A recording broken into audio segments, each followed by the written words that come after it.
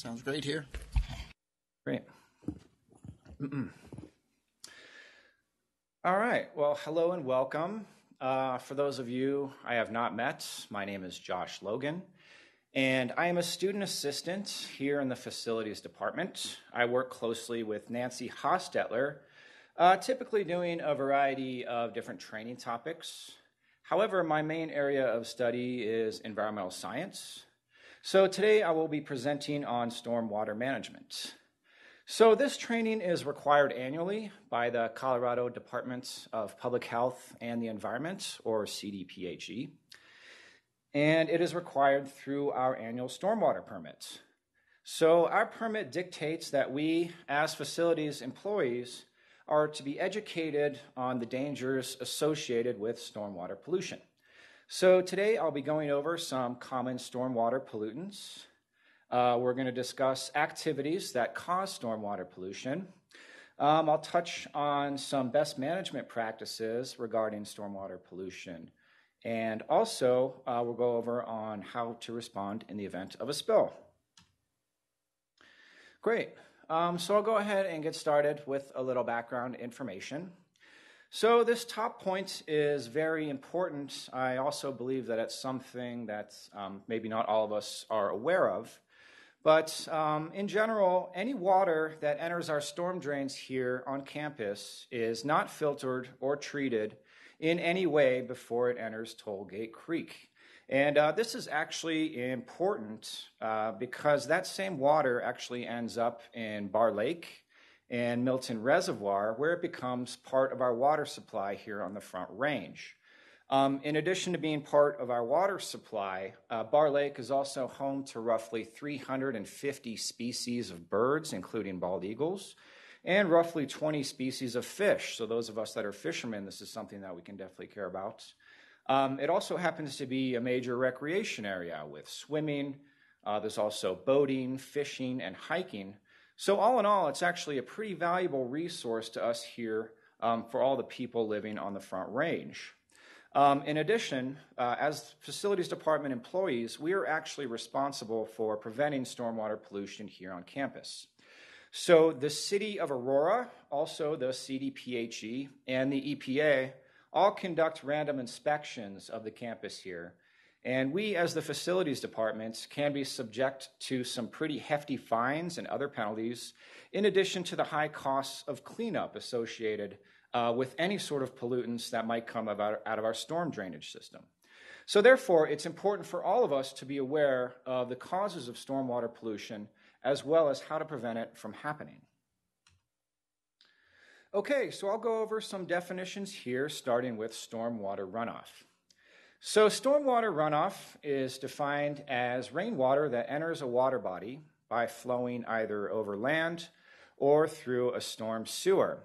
So I'm sure we're all familiar with in nature, whenever precipitation falls, that which isn't evaporated back into the atmosphere, it actually infiltrates the soil where it's filtered before reaching our groundwater and aquifers. However, in an urban environment, with all of our impermeable land cover, such as sidewalks and pavement, the only way to deal with precipitation and rainwater is to re-divert it to our storm sewer system, which eventually dumps it into Tollgate Creek. Unfortunately, while doing so, water tends to pick up a lot of different pollutants and acts as a transport mechanism to where it can dump it in our creek. So it's very important for us to be aware of these pollutants. A general definition of pollutant is any type of industrial, municipal, or agricultural waste that is discharged into water. And I will go into detail on the major stormwater pollutants over the next few slides. So in order for us to be in compliance with our permit and to prevent any sort of contaminants from entering our storm sewer drains, we have set up best management practices on campus here that we use that are both structural and non-structural. So for structural BMPs, these are defined as engineered controls that actually remove pollutants or keep them from entering stormwater. So here on our campus, as facilities members, one example of this would be the drain covers that we use in the remote yard. So these drain covers are used where we wash our vehicles, and they actually prevent things like oil and grease and soap from entering our storm drains, which can be pollutant and degrade water quality, which is something I'll go over here on the next few slides. In addition to that, on campus here, we also have non-structural BMPs. So non-structural BMPs are defined as operating procedures that prevent the generation of stormwater pollution. So a big example of that here on campus is the street sweeping that we do year-round.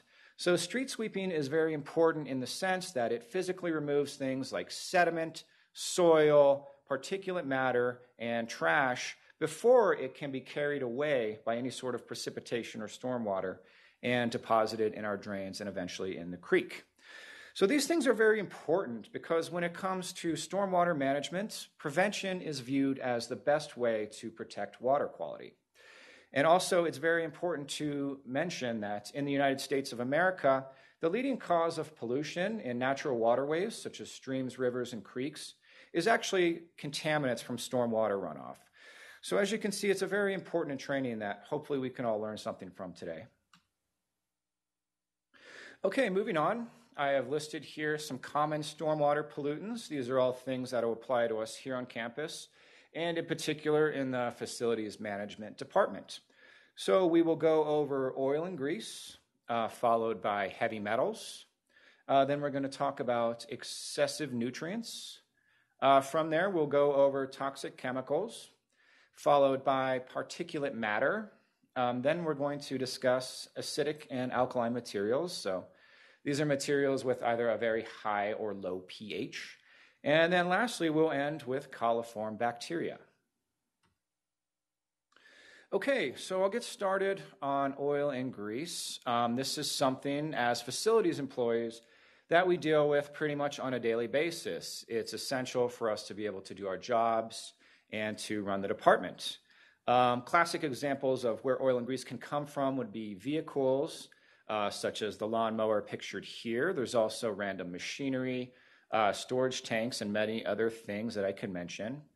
As useful as it is to us, unfortunately, it does have many damaging effects in regards to aquatic ecosystems. So for one, oil and grease tends to block sunlight from penetrating the water surface. For those of us that have actually witnessed oil spills, you can tell that oil and water don't mix. In general, oil tends to sit on top of water, causing a sheen. And this is actually very damaging, in particular to invertebrates, such as insects and worms that live on the bottom of creeks and rivers that tend to be a food supply for bigger organisms, such as fish. In addition to aquatic plants as well. A lot of these organisms require sunlight and radiant energy in order to survive. So whenever you have a lot of oil and grease in water, it can block the sunlight from penetrating the surface, thus making it harder for these organisms to exist. In addition to that, it also damages fish spawning habitats. So many fish require certain delicate conditions when they spawn.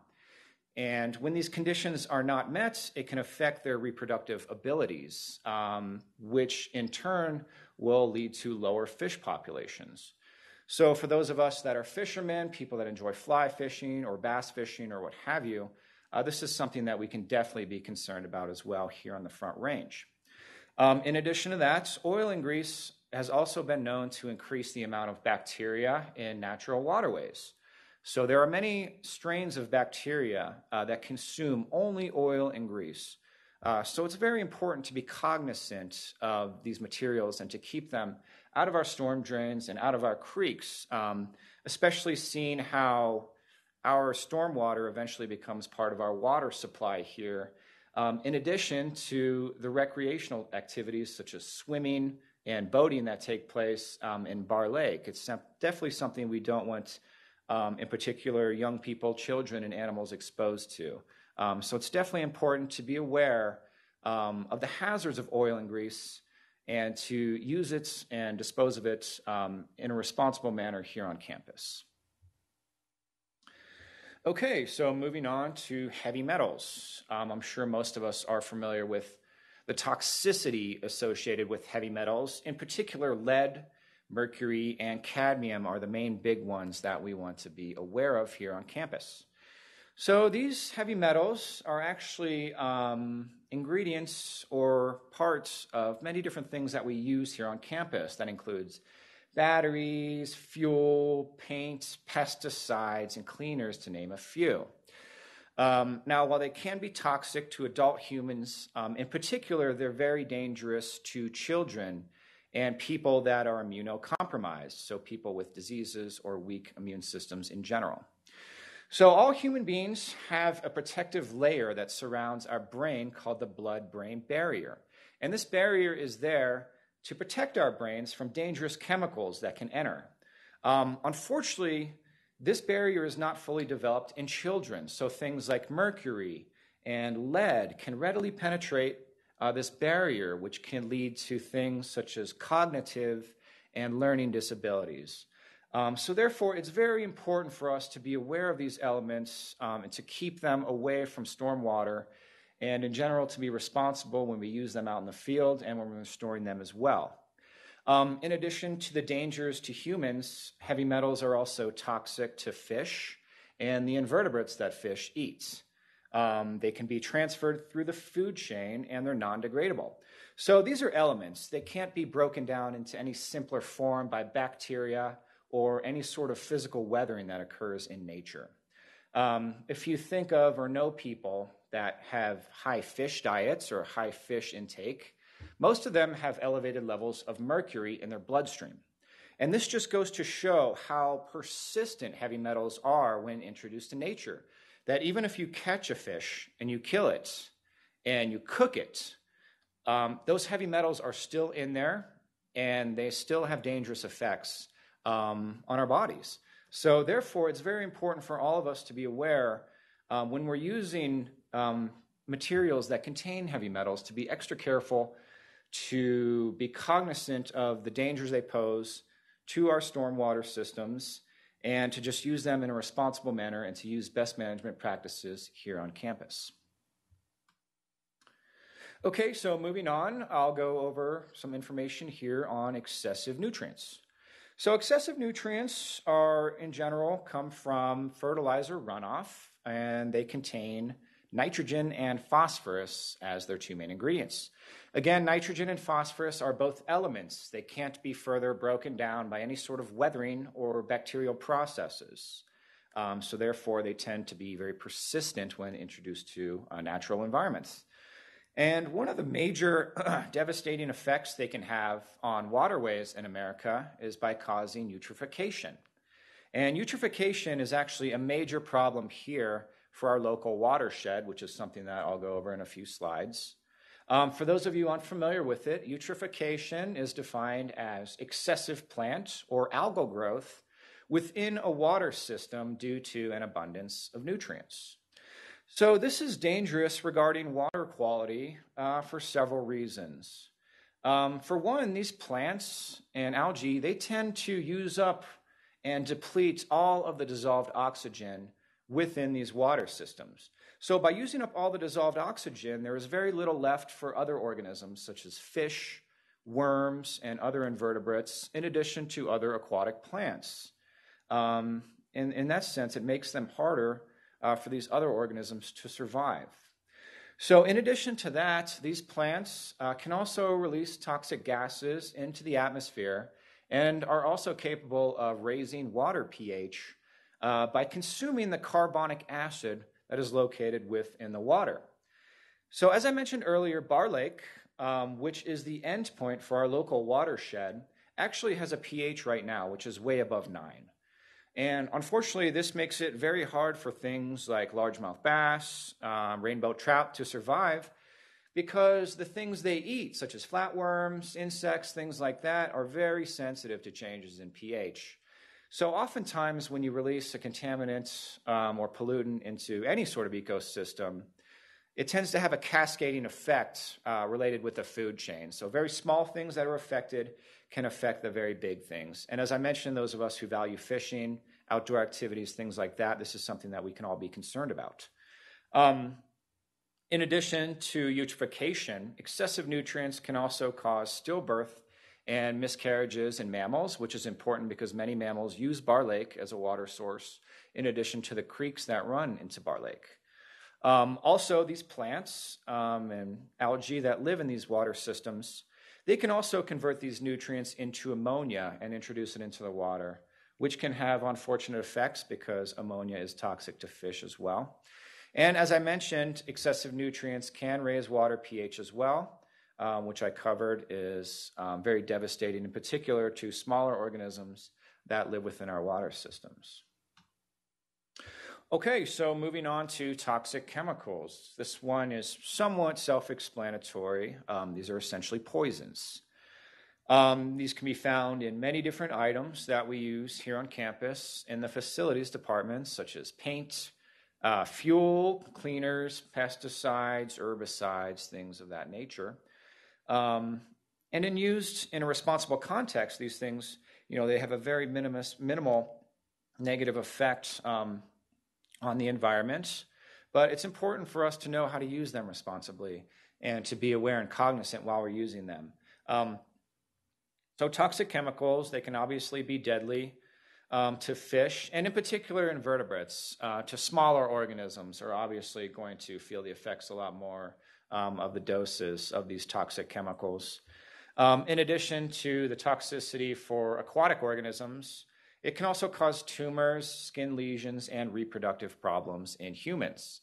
And this is very important considering that, we have many people that swim in Bar Lake, and we also draw from it occasionally as a water supply. So in this sense, it's very important for us to be aware when we're using these toxic chemicals that we're following the directions, that we're using them responsibly, and that we're keeping them out of contact of stormwater and out of our storm drains. Okay, so moving on to particulate matter. Particulate matter includes a lot of different things. It's mainly made up of items such as sediment, trash, and soil from construction. And it's very important to be aware of particulate matter and to keep it out of our storm drains for several reasons. For one, fine particles can be absorbed directly into the bloodstream of aquatic animals, such as fish. In addition, particulate matter can reduce sunlight penetration, similar to the way that oil and grease do it. As I mentioned, this has a negative effect, in particular on bottom creek-dwelling aquatic organisms. In addition, it can also damage fish spawning areas, which can lead to significantly lower fish populations.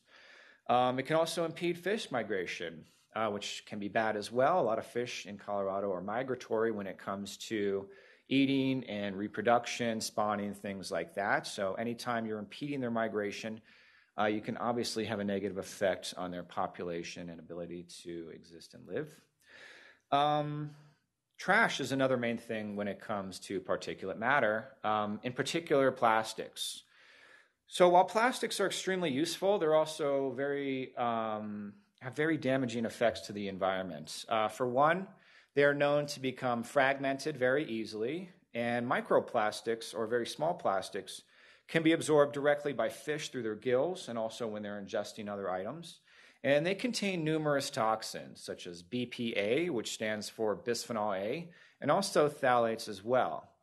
And unfortunately, when these organisms ingest microplastics, they tend to persist with them and slowly leach these poisons throughout their entire lives, as plastics in general take around 1,000 years to biodegrade.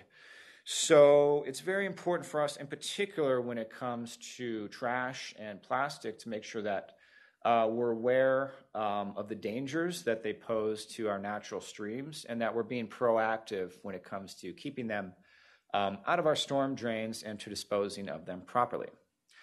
In addition, a lot of trash can contain food residue. So if you think about wrappers or bags or bottles of things of that nature, all of this trash that has food residue will attract bacteria.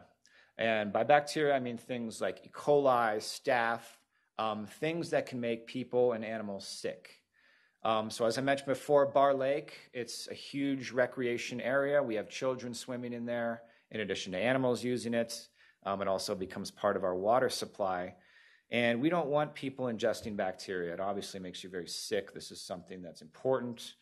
and something that we need to be aware of and responsible when it comes to keeping these things away from stormwater and out of our storm drains.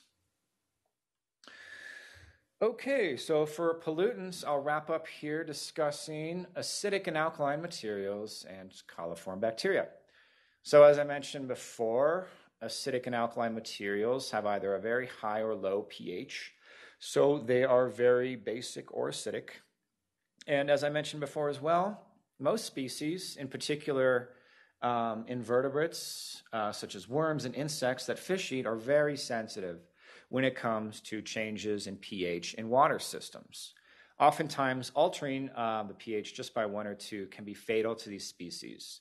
So it's very important for us, whenever we're using chemicals that are either acidic or alkaline, to understand the risks and to use the chemicals responsibly, because when used responsibly, they pose a very minimal risk to our ecosystems. In addition to that, coliform bacteria is a very dangerous bacteria that's associated with fecal matter. In addition to coliform, fecal matter also contains E. coli and many other strains of dangerous bacteria that we definitely want to keep out of our water system here. As I mentioned, Bar Lake, the use by humans and animals, that's something very dangerous. And it's just something that we need to be aware of here on campus as far as whether it's sewage or other things that can contain these bacteria. We need to be aware and proactive as far as keeping this out of our storm systems, because it eventually will end up in our waterways and will end up in our drinking supply as well. Great, so those are all the common pollutants for stormwater. And now I'd like to go into some activities that actually cause stormwater pollution. So as you can see, many of these activities actually relate to what we do here on campus in the facilities department. So power washing and sandblasting, these are two very important activities here as far as the facilities department goes. However, they can generate a lot of stormwater pollution in the form of particulate matter. So therefore, when we're conducting these activities, it's very important to do so using best management practices and in a responsible manner. From there, there's also car equipment washing.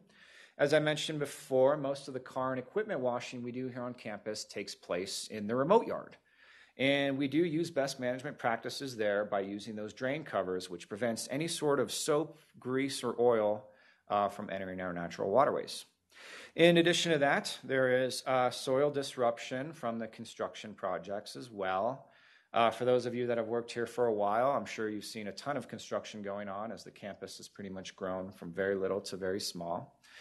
And the problem with having loose soil is that it very easily becomes airborne. From there, it can become deposited onto lots and different things like that, roads. And the next time it rains, water can very easily wash it down into our creeks, and this is something that we want to try to avoid as well. From there, chemical leaks. This is something that is definitely plausible here on campus. We deal with a certain amount of dangerous chemicals, as I'm sure most of you are aware of. And in doing so, we're legally responsible to have fail-safes in place to show that we are being responsible in not just managing and using these chemicals, but storing them as well. So therefore, it's important for all of us to be aware of these chemicals, how we store them, and how we keep them safe. And lastly, this is one of the biggest contributors to stormwater pollution, is actually debris that accumulates on roads and parking lots. So a lot of times when people get out of their cars, sometimes trash can fall out of their cars. Also, a lot of different fluids can leak out of our vehicles as well, make it onto the pavements. And then next time that we have a heavy rain, water is very good at absorbing things and acting as a transport mechanism and dumping them into our creeks and waterways. So luckily for us, we do have Stephen Escabel with the roads and parking lots crew that inspect all the parking lots on campus and our roads. However, there's only very few of them. So it's kind of the responsibility of the rest of us to be the eyes and ears for all the facilities department here on campus, as we are responsible not only financially for any penalties that we might incur for stormwater pollution, but for the cleanup as well, also in addition to the damaging effect it has on one of our few water sources in Bar Lake here on the Front Range. Great. So in identifying potential pollution sources for stormwater, one of the major ones that sticks out are our emergency generators. So I'm sure you've seen them strewn about campus. Overall, we have 24 significant above-ground diesel generators spread over both the downtown campus and mainly here on the Anschutz campus. So these range in size. They can be anywhere from 300 to 12,000 gallons of diesel fuel, which, if you think about it, is a very significant amount of pollutants that could potentially be introduced to our storm system. So in order to mitigate and have a plan for any sort of event or leak that goes on with these generators, we've developed a very specific SPCC, or Spill Prevention, Control, and Countermeasure Plan. And for generators in particular, next to each generator, we have located a little generator label that, in general, it provides instructions on what to do in case of a spill. So these generator labels, they have a map which shows actually the area here. It'll show several things on it, which includes the location of the nearest SPCC or spill kit. It also has the location of the closest fire extinguisher and the location of the nearest storm drain, in addition to a list of very specific steps that we want people to follow, and also phone numbers for who people need to contact. In addition to me holding it right here, you can see in the lower left-hand corner of the slide an example of one of these. And these are all located in areas that are easily to be seen in outdoor literature holders next to each of our generators here on campus. So responding to a spill. So this can apply to almost anyone here. Let's say you're just going for a walk on campus, or if you're returning to the office from lunch, or let's say you're just out and about doing your daily activities. The main thing for all of us here is your safety. These diesel generators, in the case of a leak, can be very dangerous. Diesel fuel is obviously very flammable. Let's say it's spread out all over the ground and you're stepping in it, and the generator kicks on because of a power outage. Boom, all of a sudden, you're in a very dangerous position. So first and foremost, human safety is above all else. We want to keep you safe. However, if you've assessed the situation and you found it to be safe, we would like you to retrieve the generator label from the outdoor literature holder and start following the instructions. So as I mentioned, they contain directions to the nearest spill kit and fire extinguisher. So if you're unable to contact someone, which would be ideal if you can call someone, maybe one of the zone workers, and tell them to grab the spill kit. These also have the specific room numbers listed on them as well. If you can call them and have them meet you, that would be the best plan, because we definitely don't want you to leave the area just in case someone else were to stumble on and potentially expose themselves to danger there. So if you are able to gain access to one of these spill kits, first and foremost, what you want to do is apply the PPE. So all the spill kits have 2 sets of goggles and numerous sets of gloves that we'd like you to go ahead and put on. So once you've done that, the best idea would be to retrieve one of these items, which is called a boom sock. These are specially designed materials that only absorb oil, and they can be used in 2 different ways. So as you can see on the top picture of the slide, the boom socks are used to surround the actual spill itself. The idea is to contain it, to spread it from moving, to not allow it to contact environmental media such as water, soil, and plants as well. In addition to that, another good strategy is pictured on the bottom picture there, which is to surround the storm drains. This will make sure that none of this diesel fuel makes it into our storm drains, which, as I mentioned, not only has a negative effect on the ecosystem and on our water supply, but the cleanup for this would be extremely expensive for the facilities department. In addition, we would face extensive fines, penalties, and other sanctions as well. So it's important for all of us to be aware of ways to keep the diesel fuel out of our storm drains and to be proactive if it's safe and if it's feasible in the event of a spill. Okay, so next I've listed some best management practices and individual ways that we can prevent pollution here on campus. Starting off with disposing of waste properly. This is something I touched on earlier. Keeping our storm inlets clear of debris. Not only is this important because it prevents flooding, we also don't want our storm inlets to become clogged. This can be very costly to have repaired and have them cleaned out.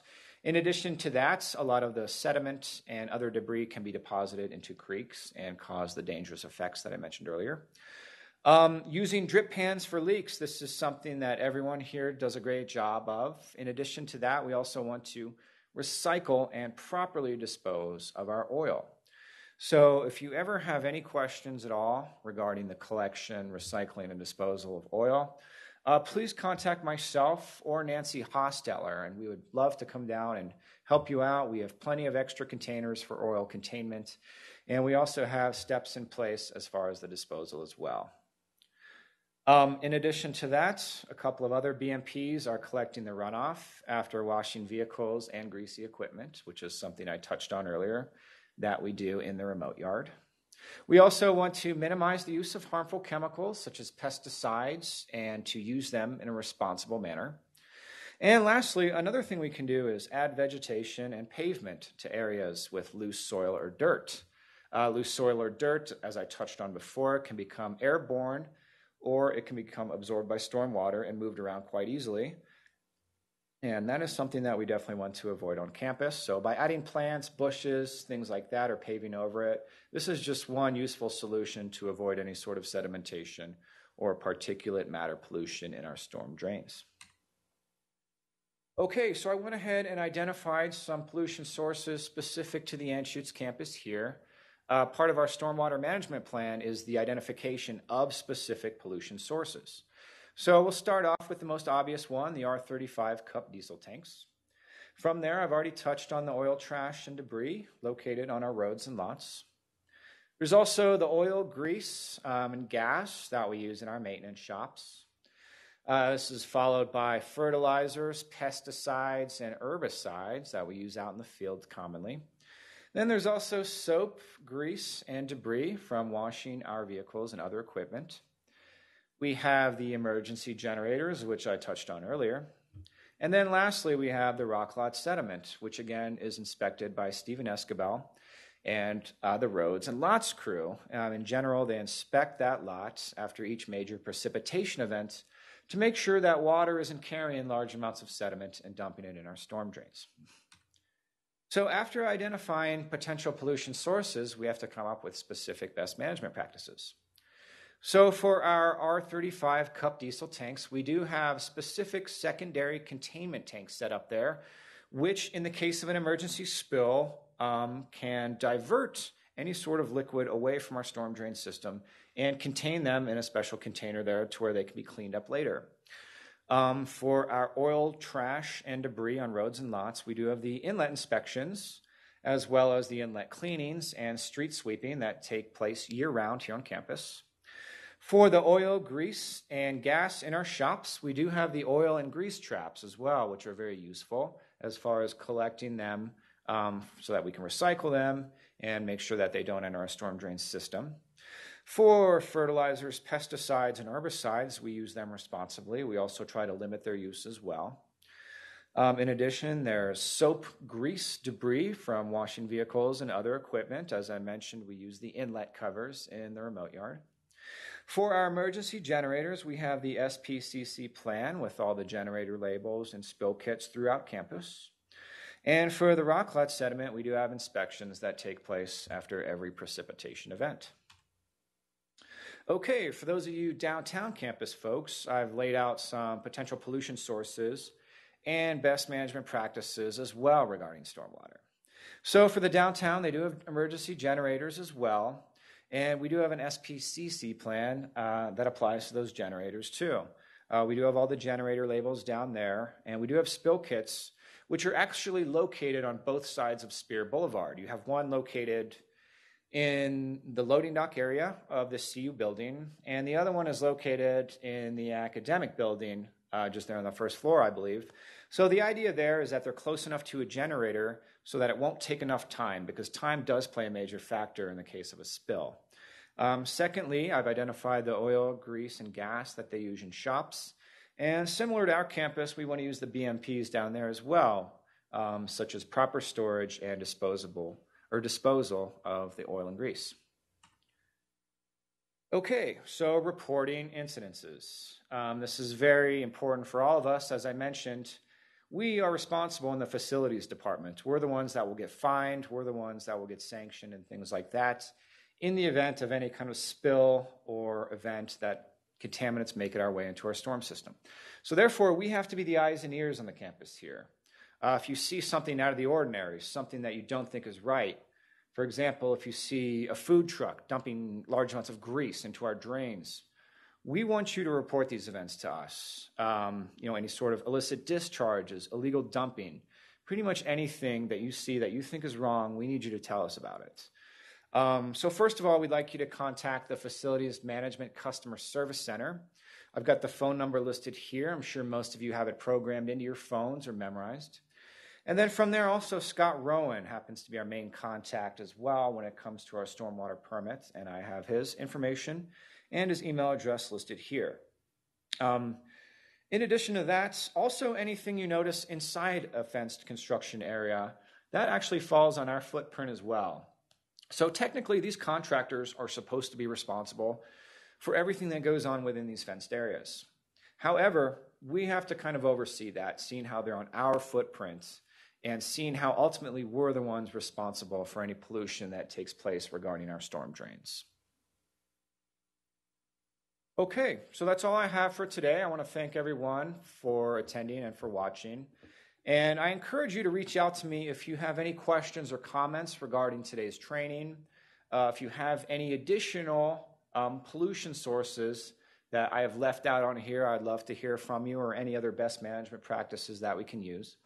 So I've listed my information here. Again, my name is Josh Logan. My number is 303-724-0285. And in addition to myself, you can also contact Nancy Hostetler, whose number is 303-724-1821. All right, well, thanks again. I appreciate everything. And if you have any questions or comments, please comment me. Thanks.